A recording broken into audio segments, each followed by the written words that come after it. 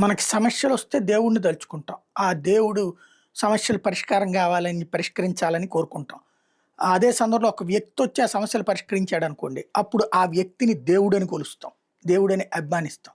నిజంగా చంద్రబాబు గారు ఉపన్యాసం గనక నిజమైతే, నిన్నిచ్చినటువంటి ఉపన్యాసం, ఏదైతే రాష్ట్రంలో ఏడాదిలోపు మొత్తం సమస్యలు పరిష్కరించేస్తాను, అసలు రెవెన్యూ ప్రాబ్లమే ఉండదు, రెవెన్యూ సమస్యలు లేని రాష్ట్రం కింద తీర్చిదిద్దుతాను అన్నటువంటి హామీ.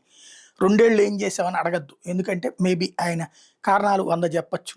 అయితే రీసర్వేలు జరగాలి. రీసర్వే డిజిటలైజేషన్ అన్నటువంటిది కేంద్ర ప్రభుత్వ ప్రతిపాదన. ఆ రీసర్వే ప్రారంభించడమే జగన్‌కి మైనస్ అయింది. ఎందుకంటే రీసర్వే అంటే భూములనేది నివురుగప్పి నిప్పు లాంటిది. ముట్టుకోగానే మంట కాదు పొగరేగుతది. ఆ పొగలో కొట్టుకుపోయింది జగన్ సర్కార్. బట్ ఆనాడు దాన్ని ఎగతోసినటువంటి తెలుగుదేశం పార్టీ ఇప్పుడు అధికారంలోకొచ్చాక దాన్ని ఫేస్ చేసింది. వాళ్ళ సొంత పత్రికలే రాసుకొచ్చిన రెవెన్యూ సమస్యలు పరిష్కరించట్లేదని. పరిష్కరించడాలంటే వీళ్ళ చేతుల్లో లేనటువంటి పరిస్థితి.